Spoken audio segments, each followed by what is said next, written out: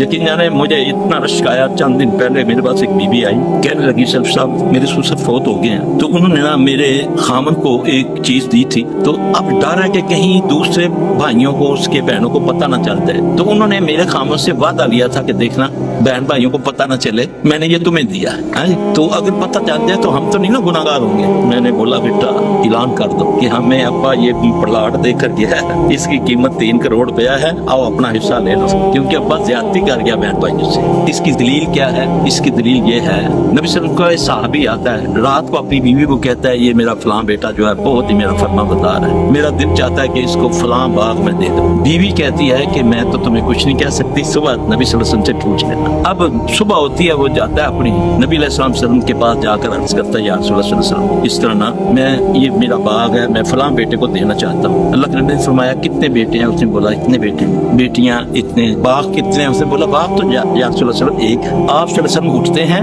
2 कदम पीछे हटके आप फरमाते हैं मुझे इस जुल्म में शामिल न करता, ये रख लो, मर जाना हमने, ये मैं आपको बता दूं, पता नहीं कफन भी नसीब होना कि नहीं, पूरा पूरा तोल दो। अल्लाह की कसम आखिरी घड़ियां बहुत सख्त है।